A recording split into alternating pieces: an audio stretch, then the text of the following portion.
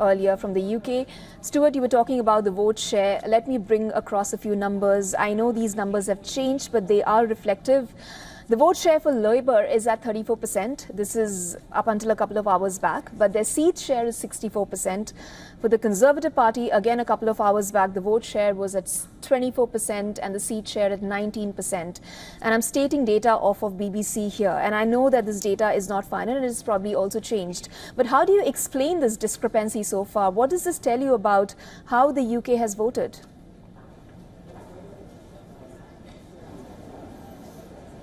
Yeah, so there are only 2 more seats left to declare. One of them is likely to take a while as it involves a recount. But the general picture was clear from very early on that it would be a Labour majority. It was also clear that it would be an incredibly poor Conservative loss and in the end a historic loss for the Conservative Party. Now, this has largely been interpreted as evidence that voters were more fed up with the Conservatives than they were excited about a new Labour government, with those choosing not to vote Conservative instead voting for other smaller parties such as to the right of the Conservative Party, Reform UK, and to the left, the Liberal Democrats, Green Party, and other parties such as the SNP in Scotland, and a few independents as well. But that does mean that there's a question here for the Conservative Party, alluded to just now by Prime Minister Rishi Sunak for a few more minutes at least, that there needs to be a lot of discussion within the Conservative Party about a new leader, first of all, as he will resign as leader of the Conservative Party once those arrangements have been made, but about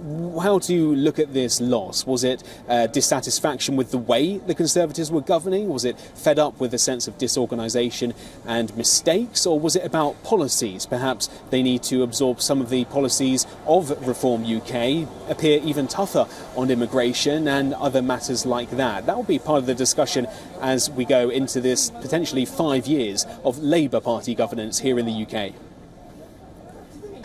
What would you say about the pollsters? How do you think the pollsters fare? What we see for Labour is a landslide majority. Pollsters had given the Tories double digits. Results still not quite in line with their predictions?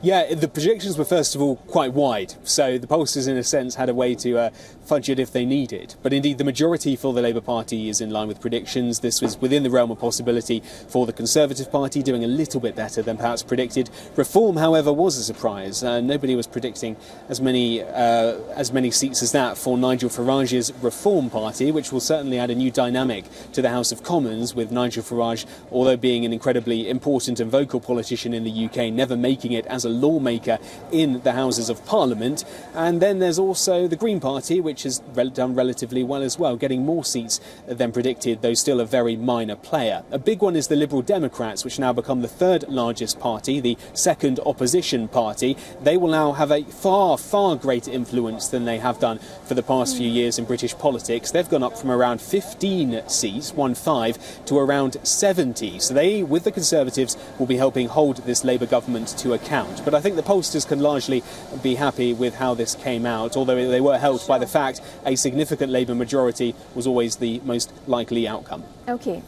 Stuart, we'll just come back to you in a bit. Right now, to our viewers, I'd like to say that the visuals that they're seeing on their screens are of Rishi Sunak's convoy. He's on his way to see King Charles before he resigns from his post as the Prime Minister.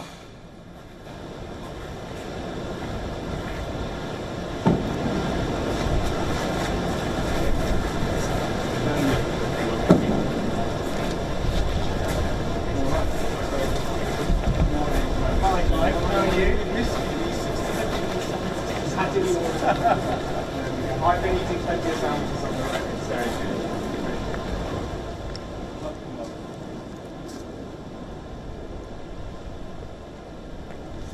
so... OK, Stuart, now talking about the forthcoming government, we know that the UK had been marred by problems like the slow economic growth, rising inflation.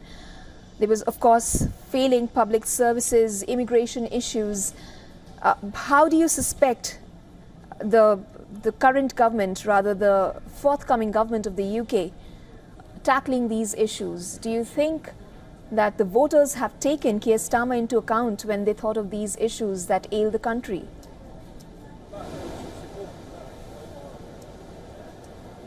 Well, he's made promises on all of the main issues that the country has expressed concern about throughout this 6-week election period. I mean, as Rishi Sunak alluded to there, the economic picture is slowly improving, at least compared to it was this time last year. And so Keir Starmer will be able to use that momentum, in a sense, to help with the beginning of his campaign. He's promised to do a lot in the first 100 days of his premiership. So this is something that will immediately be looked at and used as evidence to see how well he's doing. He's, especially when it comes to crime, promised a lot in terms of cracking down on knife crime across the country, something many people are concerned about, not just here in the capital in London, but in larger urban centres as well. He's also said that there are plans to try to stabilise the economy, to improve growth and also tackle inflation, a major headache for voters in the UK. And with immigration, he's acknowledged that that is an issue and a concern for voters, illegal immigration across the English Channel, though what he's tried to do is separate his ideas for how to tackle it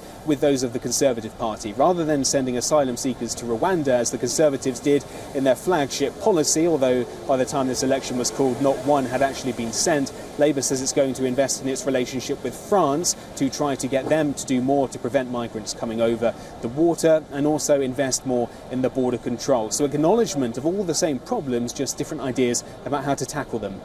Okay, Stuart Smith, thank you so much for joining us with the latest on this.